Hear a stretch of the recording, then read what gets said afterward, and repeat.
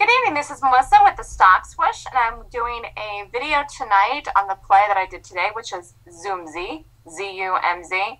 And boy, was this thing a whippersnapper to play. I don't remember if I've even played this before. It doesn't matter. It was a good gap, so I was going to do it. But it just whipped around. It had like 1 million shares traded in it this morning, and I felt like it was just whipping.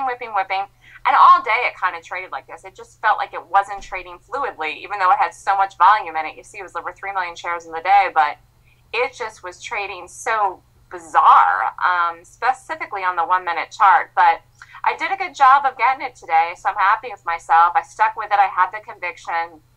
Let's take a look at the gap. Here it is. Saw it last night, had earnings come out, watched it this morning, and I still liked it. I liked it. I know some people say, oh, this is a gap into, a support area.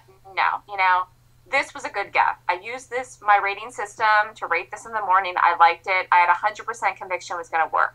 With these things, when these happen like this, you just never know exactly how they're going to set up. I had all my numbers written down on my sheet this morning. I watched it. I liked it. And you know what? My target on this was 21.13. Let's just see where did it end up. And went past the target. Nice. I was out of it actually before 21.13 because I played it in the morning. I had a nice drop in it. But that was my target on the day, and it did go past it, which is nice. Let's look at the 15-minute. You can kind of see how this was rough in the morning. I'm really fast on the draw in the morning, so I got to move out of this in the morning, and then I got the afternoon play. I did not carry this all the way down, like I said, to the full target. I'll show you where I got out of it, but it was a nice play. If you didn't know what you're doing in the morning, you can get hurt in these things. I knew exactly where I was getting in, and I took it out, and I booked money right away, and then I waited for the second drop.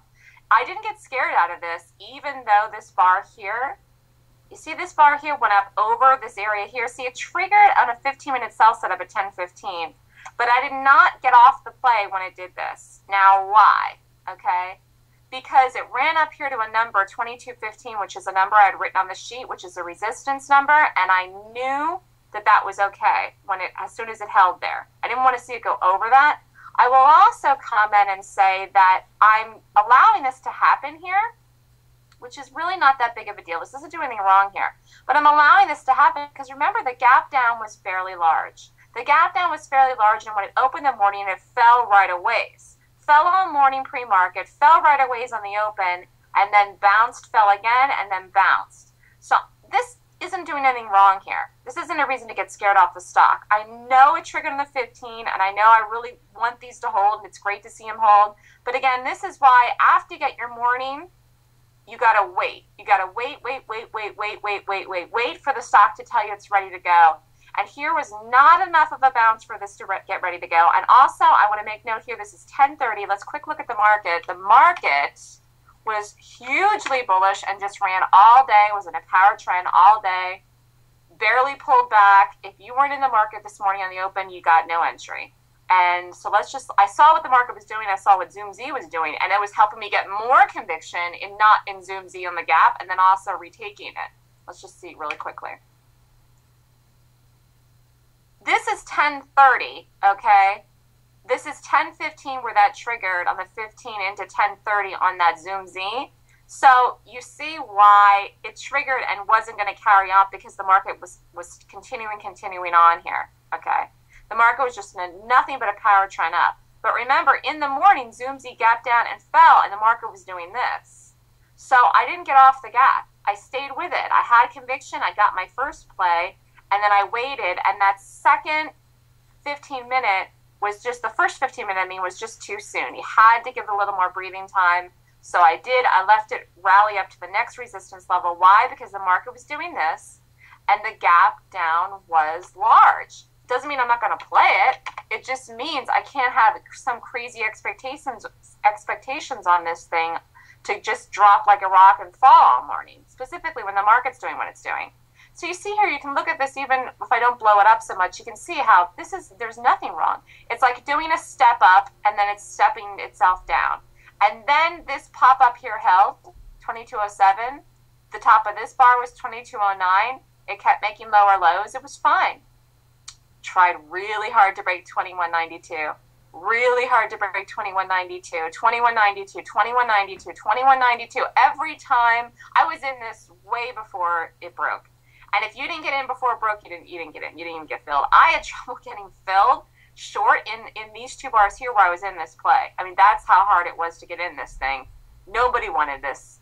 And also, every time it tried to go and couldn't, it's just giving me more conviction. It's not getting me off of it. It's giving me more conviction. My first target really was the low of the day, and I took as soon as I got a bounce under the low of the day, I was out of it. I was at it around 40. I didn't get these three little bars down here because I had such a nice morning move and then this nice second move. But the point is, as soon as it dinged under the low of the day and rallied up, I wasn't going to let it bounce over 52, and I took it. And it was getting late. This is late for me to be in a play till after 12 o'clock, but I will do it if I get a nice setup and if I see that the stock really hasn't gone yet. I took this play in the morning, and the stock really hadn't made its move yet on the day. The move it made on the day was later on this one just because of the way the market was setting up all morning, just because of the fact the gap down was big, and I had selling it the day before. Okay, let's go a quick look at the 1 minute. This is a nice gap. Oh, really hard to play. This is so hard to play now. I'll remember the next time, and I'll just know how to do this thing exactly. I mean, considering the fact that it was so hard to play today, I'm so happy with the money I made in this thing. Okay. I entered the stock right there at 21.90 and this second bar here, and I took it off. As soon as this bar opened and flipped around, out, boom, took it off. Blew up over the high of the day. Look at that thing. Did not get off of it. Why? 2250 was the highest possible number that I had it written down on my sheet that I wanted it to go to. I would have preferred it to go there immediately and then drop.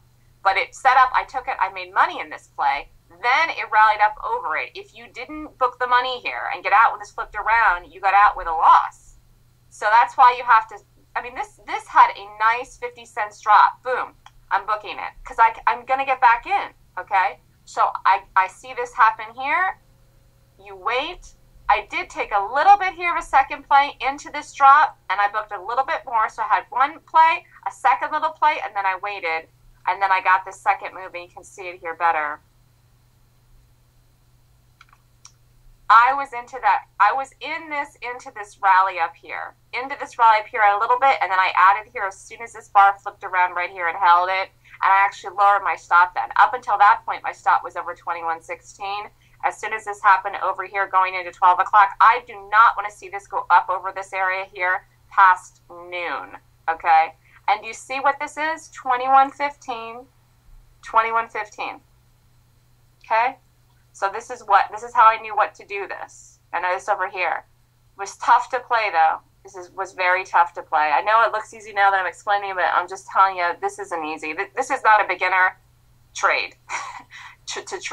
I prefer stocks to trade much more cleanly than this as far as the actual trading of the bars, but the numbers are clean. The numbers are clean. And it went to the target, okay? Where did I get out of this thing? I was out of this thing into this drop right here. I'll show you. I was out of this down here in this bar at the bottom of it. I was out of this before this flipped around. I got the drop I wanted out of the low of the day. I booked it. I was out of it in this tail. It rallied up, and I could have gotten a bigger move out of it. But, you know, it's so late for me to still be in a trade. It was almost 1 o'clock, you know, and I had been watching, stalking, and trading this thing now all morning. So I did a nice job with it, though. I will say that. But do you see how this thing is just, whew. If you didn't get out down here then when it dinged under 21, look at this bar here. This 30-some cent bar. I mean, this is a $21 stock. You have to realize that for the way that this was trading. And it just had ticks and ticks and ticks. I don't like to see ticks, you know, in something that has this much volume on the day. I want to see nice, clear, fluid bars. And do you see that the way this bar here, like, had gapped up over this? It was almost like there was, like, an absence of time here. It's so hard to explain unless you were trading this with me today, but it didn't trade normal like a regular stock, even though it worked. But if you didn't know what to do, it was hard, and it just wasn't fluid. It wasn't fluid. These ticks in the middle of the day with all the volume, the way that this bar was up here, I remember seeing that happen. You're in this thing, and then you get out, and all of a sudden you see this bar close, and all of a sudden it's all the way up here. It just doesn't make any sense. It just wasn't trading fluidly. And you can see all these ticks. Look at all these ticks. So I was happy with the money I made in it. I don't care that I didn't get it all the way down to target. With the market rallying up and now pulling it all in the day, I didn't really expect the target. But as it turned out, it was a great gap, like I knew, which is why I played it 3 times today. Went past the target, even on a day the market was doing this. Even on the day the market ended like this. I made money, good money in a short today. Probably one of the few shorts that was out there to do on a day that the market was in a power trend up.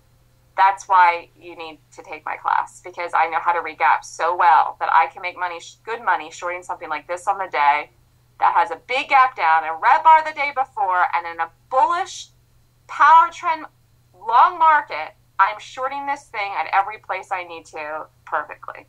So consider taking my class.